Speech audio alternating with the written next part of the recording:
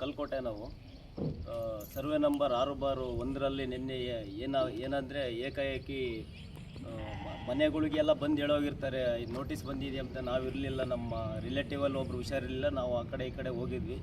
ನಿನ್ನೆ ಬಂದ್ವಿ, ವಿಚಾರ ಗಮನಕ್ಕೆ ಬಂತು. ಅಳತೆ ಮಾಡ್ತಾಯಿದ್ರು. ಏನು ಸರ್ ಹಿಂಗೆ ಅಳತೆ ಮಾಡ್ತಾಯಿದ್ದೀರಾ ಅಂತ ನಾವೀಗ ಚರ್ಚೆ ಮಾಡಿದ್ವಿ. ಇಲ್ಲಪ್ಪ ನಾವು ನೋಟಿಸ್ ಇಶ್ಯೂ ಮಾಡಿದ್ವಿ, ಹಂಗಾಗಿ ನಾವು ಅಳತೆಗೆ ಹಾಕ್ಕೊಂಡಿದ್ವಿ, ಹಂಗೆ ಅಳತೆ ಮಾಡ್ತಾಯಿದ್ದೀವಿ ಅಂದರೆ, ಇಲ್ಲ ಸರ್ ನಮಗೆ ಗಮನಕ್ಕೆ ಬಂದಿಲ್ಲ, ಅಳತೆ ಮಾಡಬೇಡ್ರಿ ಅಂತ ಹೇಳಿವಿ.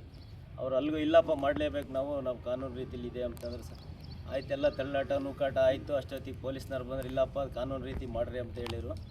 ಮಾಡ್ಕೊಂಡು ಹೋಗೋಕೆ ನಾವೆಲ್ಲ ಸ್ಪಂದಿಸಿದ್ದೀವಿ. ಏನಂದರೆ ಇದು ಅವರು ಹೆಂಗೆ ಬೇಕೋ ಅದೇ ಥರ ಮಾಡಿದ್ದಾರೆ. ನಮಗೆ ಏನಂದರೆ ಜಮೀನು ಇರೋದೇ ಒಂಥರ ಆದರೆ ಅವರು ಮಾಡ್ತಕ್ಕಂಥದ್ದೇ ಬೇರೆ ಬೇರೆ ರೀತಿ. ನಮ್ದು ಅಲ್ಲಿ ಬರುತ್ತೆ, ಇಲ್ಲಿ ಬರುತ್ತೆ, ಈ ಕಮರ್ಷಿಯಲ್ಲೇ ಅವ್ರು ಹೆಂಗೆ ಬೇಕು ಹಂಗೆ ಅದೇ ಥರ ಅಳತೆ ಮಾಡ್ಕೊಂಡು ಹೋಗ್ಯವ್ರೆ. ನಮ್ಗೆ ಯಾವುದೇ ಥರ ಅಳತೆ ಇಷ್ಟ ಇಲ್ಲ. ಒಂದು ಮೊದಲನೇದೇನೆಂದರೆ, ನಮ್ಮ ತಾತ ಮುತ್ತಾತನ ಕಾಲದಿಂದ ಅನುಭವಿಸ್ಕೊಂಡು ಬಂದಿರತಕ್ಕಂಥ ನಮ್ಮ ಅಪ್ಪ ಆಗ್ಬೋದು, ನಮ್ಮ ತಂದೆ ತಾತನರಿಂದ ಹಿಡಿದು ನಾವೇ ಅನುಭವಿಸ್ಕೊಂತ ಬಂದೀವಿ. ಏನಂದರೆ ನೋಡ್ಬೋದು, ಅಲ್ಲಿಂದ ಹಿಡ್ದು ಇಲ್ಲಿವರೆಗೂ ಎಂಟೈರ್ ಸಮಾಧಿಗಳಾಗ್ಬೋದು, ಹುಂಚೆ ಮರಗಳಾಗ್ಬೋದು, ಹಿಂದೆಗಡೆ ದೇವಸ್ಥಾನ ಆಗ್ಬೋದು, ಕುರಿರಪ್ಪ ಆಗ್ಬೋದು, ಮತ್ತು ನಮ್ಮದೊಂದು ಅಂಗಡಿ ಆಗ್ಬೋದು. ಇವ್ರು ಹೇಳ್ತಾರೆ ನಮ್ಮದೇ ಅಲ್ಲ ಇದು ಅಂತಕ ಹೇಳ್ತಾರೆ.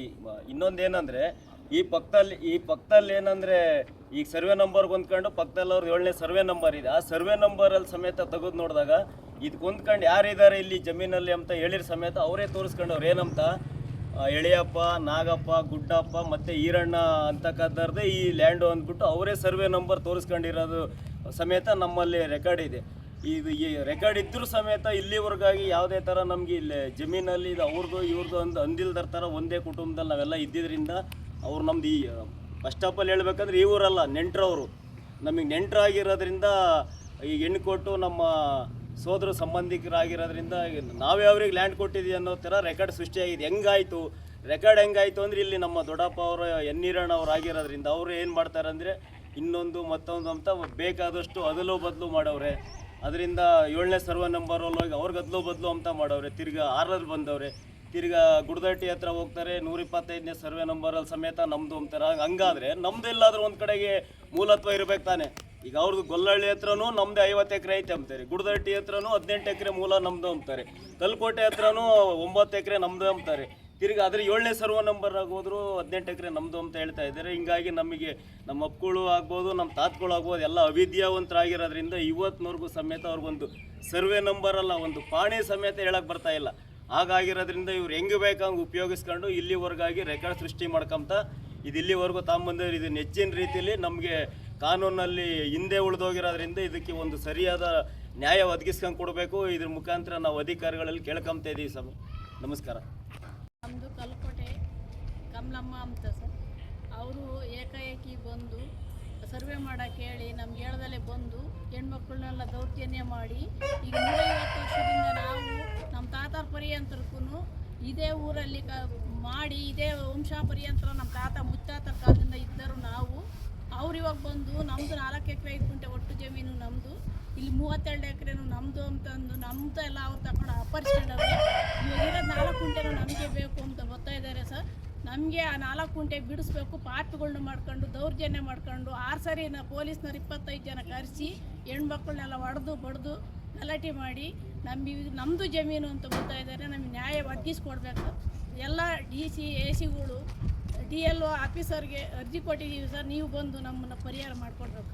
ಕಲ್ಕೋಟೆ ಗ್ರಾಮಸ್ಥ ಸರ್ವೆ ನಂಬರ್ 6 1904ರಲ್ಲಿ ಏನಾಗಿರುತ್ತೆ ಅಂದರೆ, ಇದು ನಾಗ ಅಂತ ಪತ್ರ ಇರುತ್ತೊಂದು. ಆ ಪತ್ರದಿಂದ ಮುಂದಕ್ಕೆ ರೆಕಾರ್ಡ್ ಇರಲ್ಲ. 1954ರಲ್ಲಿ ಇವರೇನು ಮಾಡ್ತಾರೆ, 64ರಲ್ಲಿ ನಮಗೆ ಮಾರಾಟ ಮಾಡ್ತಾರೆ. ಎಷ್ಟು ಜಮೀನು? ಗುಡ್ದಟ್ಟಿ ಹತ್ರ 18 ಎಕರೆ, ಇಲ್ಲಿ ಕಲ್ಕೋಟೆ ಹತ್ರ 9 ಎಕರೆ, ಕೆರೆಯಿಂದ 2 ಎಕರೆ, ಇಷ್ಟು ನಮ್ಮ ಜಮೀನು ಇರುತ್ತೆ. ಈ ಜಮೀನನ್ನು ನಮ್ಮ ತಾತಗಳು ಎಲ್ಲ ಮಾರ್ತಾರೆ. ಅವರೇ ಮಾರ್ಸಿರ್ತಾರೋ ಇವರೇ ಮಾರ್ತಾರೋ ಗೊತ್ತಿಲ್ಲ, ಇರಲಿ ಮಾರಾಟ ಮಾಡಿರ್ತಾರೆ. ಈ 9 ಎಕರೆ 36ರಲ್ಲಿ 7 ಎಕರೆ 36 ನಮಗೆ ಕ್ರೈಕ್ ಮಾಡ್ತಾರೆ. ಅವರು 2 ಎಕರೆ ಉಳಿಸ್ಕೊಂಡು ಅಂತ ಹೇಳ್ತಾರೆ. ಬಟ್ ಎಲ್ಲಿ ಉಳಿಸ್ಕೊಂಡಿದೆ ಅಂತ ಅವ್ರು ತೋರಿಸಿರಲ್ಲ. ಆ ಜಮೀನಲ್ಲಿ ಏನಾಗುತ್ತೆ, ನಾವು 5 ಎಕರೆ 36 ಮಾಡ್ತೀವಿ, ನಾವು 2 ಎಕರೆ ಉಳಿಸ್ಕೊಳ್ತೀವಿ. 4 ಎಕರೆ 5 ಗುಂಟೆ ಜಂಟಿ ಬೀಳುತ್ತೆ. ಆ ಜಂಟಿ ಬಿದ್ದಾಗ ಏನು ಮಾಡುತ್ತೆ, ಇವ್ರು 2 ಎಕರೆ ನಮ್ಮದು ಐತೆ ಅಂತ ಹೇಳ್ತಾರೆ.